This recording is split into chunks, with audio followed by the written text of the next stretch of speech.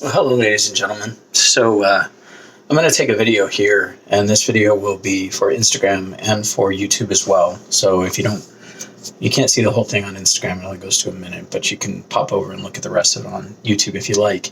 This is my little Ko-Gyuto that I mostly finished up today. The one that I fought with on the polish because I scuffed the ever-living crap out of it with, I gouged it pretty bad. It is 160 by 60. So that's 6 3/8 by roughly 2 3/8. It's a great little knife. I'm super happy with it. It still needs some work. The handle needs polished out and finished.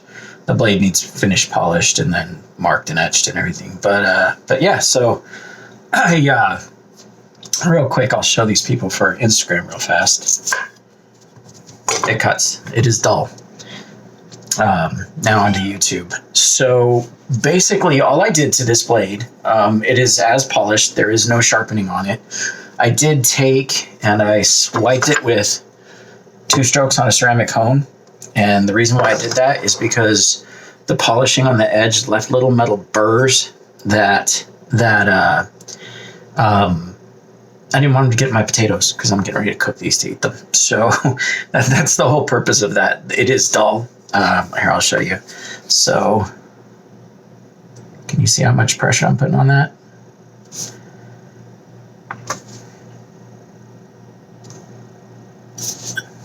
Completely dull.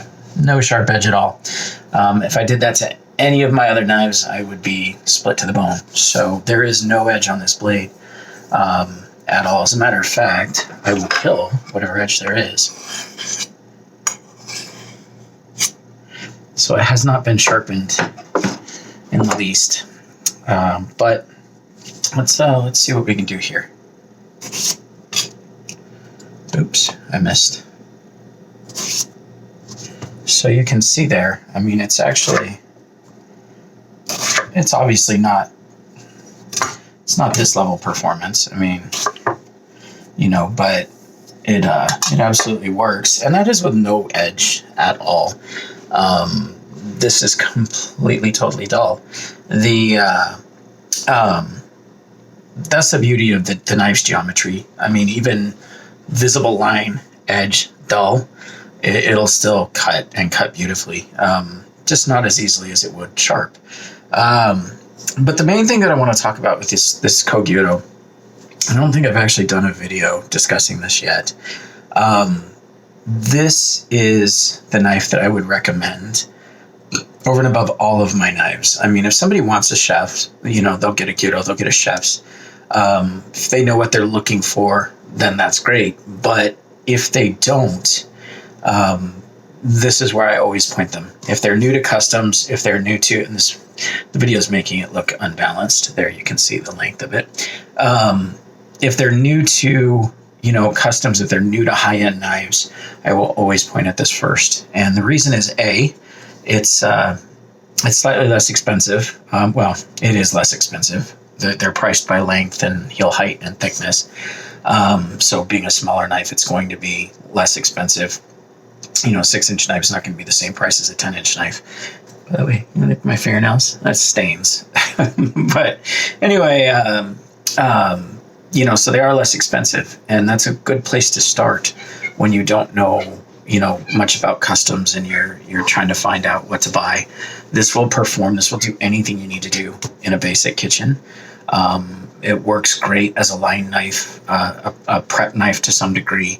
If you were going to be chopping vegetables for 6 hours, I would probably use a bigger knife. But in short prep, in a pinch to fill in, or if you just need to prep enough to get through, a busy morning service, this knife will do it. And you don't have to switch knives. That's the joy of this thing.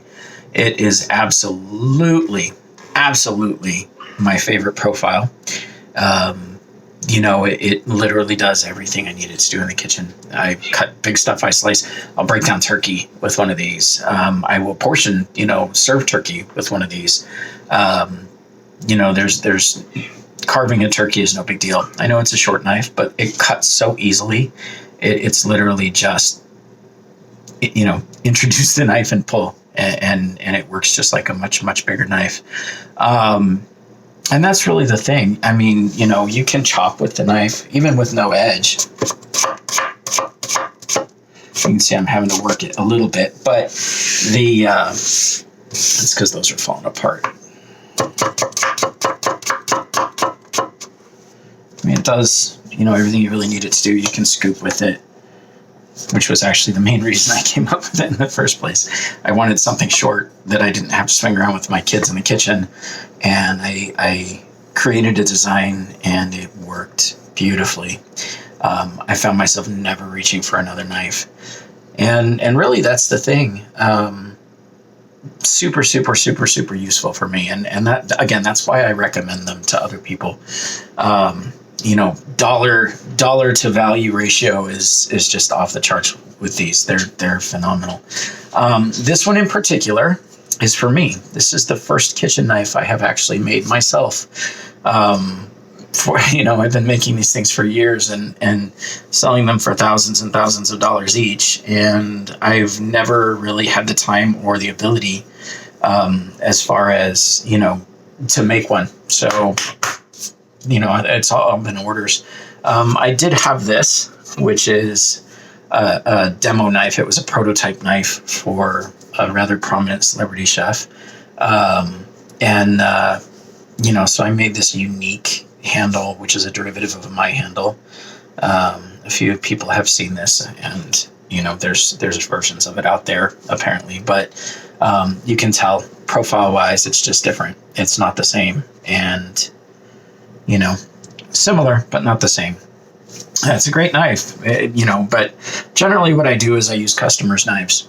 You know, I want to use them as I'm making them anyway. So it's, you know, to proof them for myself, and, you know, so that's a win. But I'd like to have one of my own, and this is what I chose, for a reason. They are phenomenal little knives. And like I said, when somebody asks me what do I recommend, it's always this.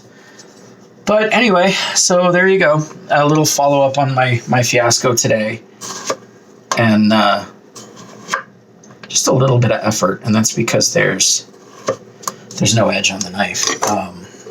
This, you can see, literally just falls through. That one will do as much or better. But yeah, so thank you for watching along, and I'll give you guys some updates on this sooner than later.